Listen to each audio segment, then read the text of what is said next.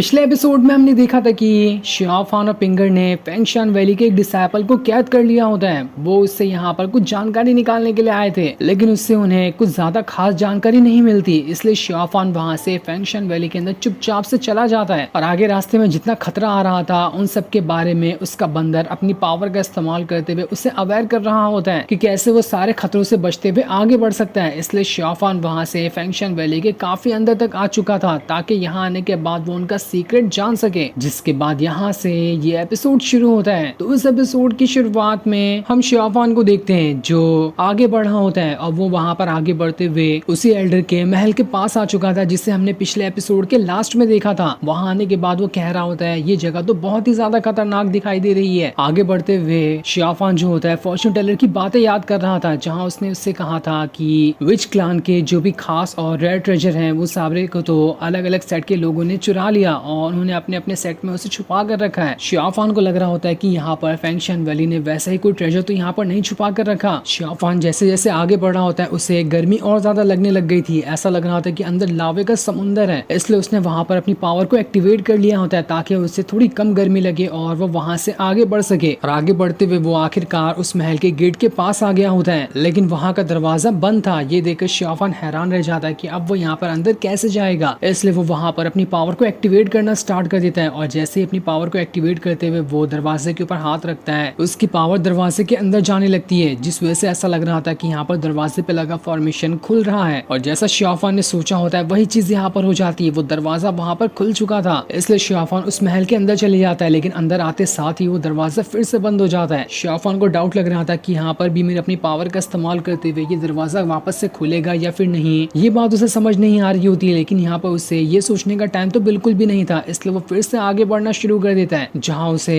आसपास कई सारी रेड लाइटनिंग दिखाई देती है जिसके अंदर बहुत सारी इविल पावर को रखा गया था। ये देखकर तो शियाओफान और उसका बंदर भी हैरान रह जाते हैं। उसके बंदर को तो वहाँ पर काफी ज्यादा अजीब सा महसूस होने लग गया था। वो इविल लाइट वहाँ पर उसे कंट्रोल करने की कोशिश कर रही होती है। शियाओफान को तो वहाँ पर दिल भी बहुत ज्यादा तेजी से धड़कना शुरू हो जाता है। उसे बहुत ही ज्यादा अजीब महसूस हो रहा था। ऐसा लग रहा था कि वो एकदम घुटन से भरी जगह पर पहुंच चुका है, ना ही उसे वहाँ पर ठीक से सांस लिया जा रहा होता है। लेकिन वो यहाँ पर फेंगशान वैली का सीक्रेट जाने बगैर तो नहीं जा सकता था, इसलिए वो वहाँ पर दोबारा से अपनी हिम्मत को बांधते हुए आगे बढ़ता है। तब उसे एक जगह गड्ढा बना हुआ दिखाई देता है। उसे लगता है कि शायद इसके नीचे कोई वोल्केनो होगा। उसी के अंदर से इतना गर्म ऑरा बाहर फेंक रहा है। शियाओफान का बंदर वहाँ पर उस वोल्केनो के अंदर जाने की कोशिश करता है, लेकिन वहाँ का एक बड़े से पत्थर की वजह से दरवाजा बंद कर दिया गया था। लेकिन जैसे ही यहाँ पर उस बंदर ने कोशिश की होती है वहाँ पर अचानक से ही बहुत ही भयंकर तरीके का ऑरा फैलना शुरू हो गया था, जो सारा का सारा ऑरा उस बंदर की पावर को अपने अंदर समेटने की कोशिश कर रहा होता है। शियाओफान ये देखकर हैरान था कि यहाँ पर ये हो क्या रहा है। क्या मेरा बंदर ये सारे गोल्डन ऑरा को एब्जॉर्ब कर रहा है या फिर ये गोल्डन ऑरा ही मेरे बंदर की पावर को एक्टिवेट कर रहा है ताकि वो उसकी पावर का खुद से ही इस्तेमाल कर सके। लेकिन शियाओफान को इतना तो समझ आ चुका था कि यहाँ पर जो भी हो रहा है वो बहुत गलत हो रहा है। तब देखते ही देखते वो सारा का सारा गोल्डन ऑरा जमीन पे किसी तरह का जो फॉर्मेशन बना होता है उसके अंदर समाना शुरू हो जाता है और धीरे धीरे करते हुए वो फॉर्मेशन वहाँ पर एक्टिवेट होने लग गया था। शियाओफान एकदम हैरान रहता है कि यहाँ पर ये क्या हो रहा है। उसे किसी भी आने वाले खतरे का आभास हो रहा था, इसलिए उसने वहाँ पर अपने स्टिक को बाहर निकाल लिया होता है ताकि यहाँ पर कोई भी खतरा क्यों ना आ जाए वो उसका मुकाबला कर लेगा। जिसके बाद वो फॉर्मेशन वहाँ पर धीरे धीरे करते हुए पूरी तरह से तैयार होने लगता है। ये देखकर शियाओफान कह रहा होता है ये तो बहुत ही खतरनाक फॉर्मेशन है। इस तरह के फॉर्मेशन के बारे में मैंने अपने सेट की रिकॉर्ड बुक के अंदर भी नहीं देखा। वहाँ पर भी किसी तरह के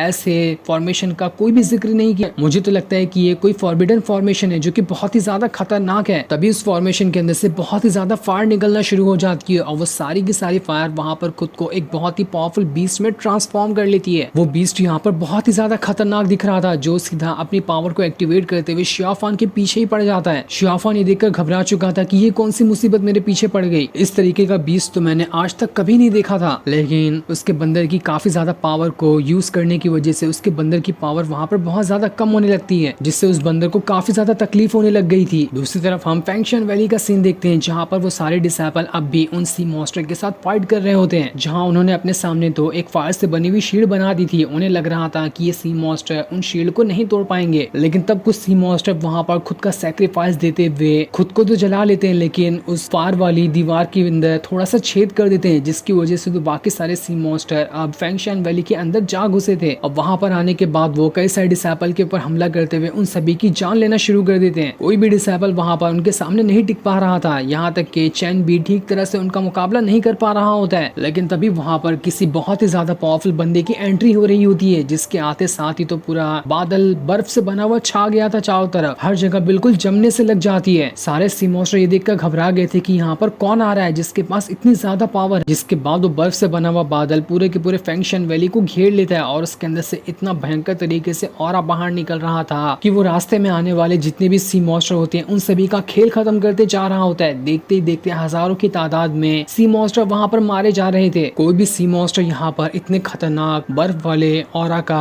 मुकाबला नहीं कर पा रहा था और उनकी वहाँ पर हालत खराब हो चुकी होती है। और ये बंदा कोई और नहीं बल्कि वही लास्ट एपिसोड वाला एल्डर था जिसे हमने पिछले एपिसोड में देखा हुआ था। इधर हम शियाफान को देखते हैं जो अभी भी उस बीस्ट के साथ फाइट कर रहा होता है। वो बीस्ट तो वहाँ पर उसके बंदर की जान लेने की कोशिश करता है, लेकिन शियाफान ऐसा थोड़ी होने देना चाहता था। वो भी वहाँ पर अपनी पावर का इस्तेमाल करते हुए अपनी पूरी जान लगा देता है ताकि वो यहाँ पर इस बीस्ट को रोक सके। दोनों यहाँ पर एक दूसरे को कई टक्कर दे रहे होते हैं, लेकिन शियाफान कह रहा होता है मुझे तो लगता है कि ये जो बीस्ट है ना वो इस पूरी की पूरी जगह की निगरानी करता है और यहाँ पर ये किसी को नहीं आने देना चाहता। मैं यहाँ पर आ गया इसलिए ये मुझ पे अटैक कर रहा है। वो बीस्ट वहाँ पर आग के गोले निकालते हुए शियाफान के ऊपर अटैक किए जा रहा था, लेकिन शियाफान भी इतना कमजोर थोड़ी है। वो भी वहाँ पर अपनी स्टिक और अपनी पावर का इस्तेमाल करते हुए लगातार कई सारे जबरदस्त पे जबरदस्त अटैक उस बीस्ट के ऊपर करते जा रहा होता है। शियाफान यहाँ पर उस बीस्ट की कोई कमजोरी ढूंढ रहा था ताकि उसके ऊपर वार करते हुए इस बीस्ट का यहाँ पर खेल खत्म कर सके। वहाँ पर अपनी स्टिक की पूरी पावर का इस्तेमाल कर लेता है ताकि कैसे भी करके इस बीस्ट को यहाँ पर रोक सके, लेकिन तब भी उसे उस बीस्ट की कोई कमजोरी नहीं दिखाई दे रही थी। शियाफान स्टिक का इस्तेमाल करते हुए उसके अंदर से कई सारे नुकीले ऑरा को बाहर निकाल लेता है, लेकिन फिर भी यहाँ पर उस बीस्ट को तो एक खरोच तक नहीं आई होती है। उसे तो वहाँ पर ऐसा लग रहा था कि कोई असर ही नहीं हो रहा है। जितना अटैक शियाफान उसके ऊपर कर रहा था वो उतना ही ज्यादा वहाँ पर गुस्सा होते जा रहा होता है और उतने ही गुस्से के साथ वो शियाफान के ऊपर अटैक करते जा रहा था। शियाफान यिंग यांग पावर का इस्तेमाल करते हुए शील्ड भी बना लेता है, लेकिन फिर भी वो शील्ड वहाँ पर उतनी ज्यादा मजबूत नहीं दिखाई दे रही थी। एक तो आसपास का एटमॉस्फेयर वो इतना ज्यादा गर्म और प्रेशर देने वाला था कि उसे तो संभालने में शियाफान को तकलीफ हो ही रही थी, ऊपर से बीस्ट भी यहाँ पर आ चुका था। इसलिए शियाफान वहाँ पर बहुत कमजोर पड़ जाता है और उसके मुंह से तो लगातार खून बह जा रहा था। इधर चैन उस एल्डर के पास आता है और उससे कह रहा होता है सीनियर शेंगवान, यहाँ का मैटर इतना बड़ा तो नहीं था, तो आप यहाँ पर कैसे आ गए? हम लोग यहाँ पर इस मैटर को संभाल सकते थे। वो सीनियर और लड़की वहाँ पर चैन से कह रहे होते हैं हमने यहाँ पर शेंगवान सीनियर को बुलाया है, हमें पता था कि ये सी मॉन्स्टर का मैटर काफी ज्यादा लंबा भी चल सकता है, इसलिए इसे जल्द से जल्द खत्म करने के लिए हमने यहाँ पर सीनियर शेंगवान को बुला लिया। देखो उनके आते साथ ही यहाँ का मैटर तो ऐसा लग रहा है कि खत्म हो चुका। सारे सी मॉन्स्टर उनको देखते साथ ही डर चुके हैं, लेकिन तब एक सी मॉन्स्टर वहाँ पर सामने आता है जो शेंगवान से कह रहा होता है तुम यहाँ पर कोई भी क्यों ना रहो, मुझे तुमसे डर नहीं लगता। आज मैं यहाँ पर अपने पूरे के पूरे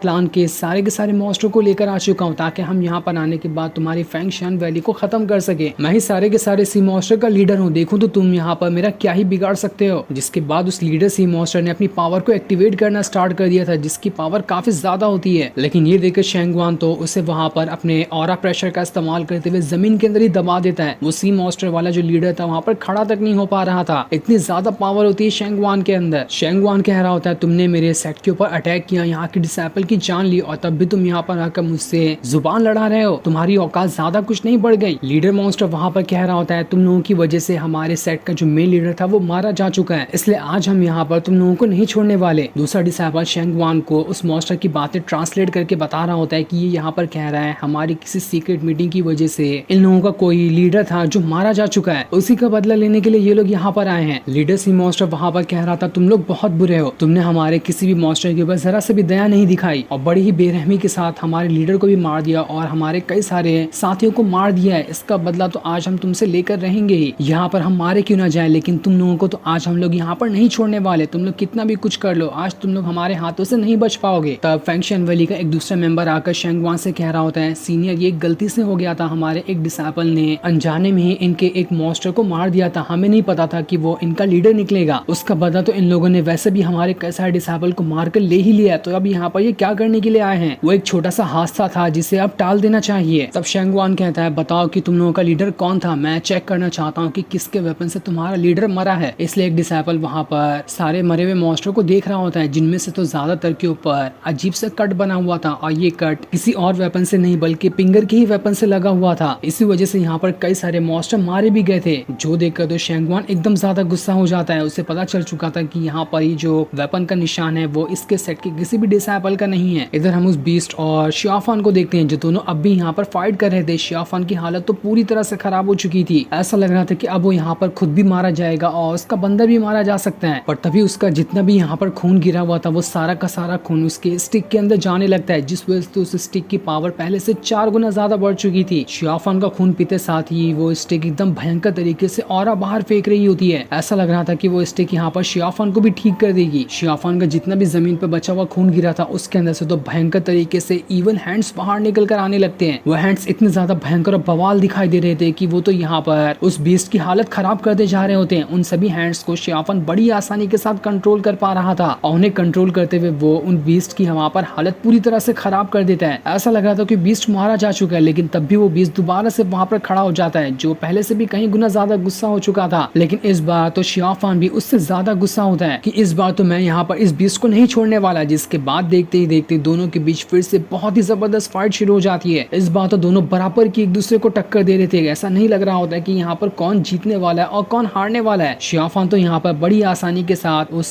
बीस्ट के साथ मुकाबला करते जा रहा था। तब वो बीस्ट अपना हाथ ही सीधा शियाफान के ऊपर रखते हुए उसे जमीन के अंदर धंसाने की कोशिश करता है, पर जैसे वो उसे पूरा दबा पाता, इससे पहले शियाफान का जो बंदर होता है वो वहाँ पर होश में आ चुका था और वो अब यहाँ पर इतना खतरनाक अटैक उस बीस्ट के ऊपर करता है कि वो बीस्ट तो यहाँ से उड़कर हवा में जाते हुए बहुत दूर जाकर गिर जाता है। शियाफान की जैसे आंख खुलती है, वो तो अपनी आंखों पे यकीन ही नहीं कर पा रहा था कि उसने अपनी आंखों के सामने क्या देख लिया। उसका बंदर जो एक हाथ का भी नहीं था वो बहुत ही ज्यादा बड़ा हो गया होता है, उस मॉन्स्टर से भी बड़ा। उस बंदर की थर्ड आई वहां पर एक्टिवेट हो चुकी थी और वो इतना खतरनाक दिखाई दे रहा होता है कि वो तो वैसे बीस्ट को उंगलियों पे नचाते हुए खत्म कर सके। उस ट्रेजर की जितनी भी जो पावर थी वो सारी की सारी पावर जैसे उस बंदर के अंदर गई थी, अब जाकर उस बंदर ने उस पावर को एक्टिवेट किया होता है और सच में ये पावर लाजवाब दिखाई दे रही थी। वो बंदर तो इतना खतरनाक दिखाई दे रहा होता है कि उसे देख कर ही लोगों की हवा टाइट हो जाए। शियाफान खुद पर यकीन नहीं कर पा रहा था कि उसके बंदर को ये बंदर तो इतना ज्यादा पावरफुल कैसे बन चुका है। जिसके बाद अब देखते ही देखते वो बीस्ट और शियाफान का बंदर दोनों एक दूसरे से फाइट करने के लिए आमने सामने आकर खड़े हो जाते हैं। लेकिन इनकी फाइट में कौन जीतने वाला है ये अभी हमें नहीं बताया जाता। जो सीन दिखाते ही ये एपिसोड यहीं पर एंड हो जाता है। थैंक्स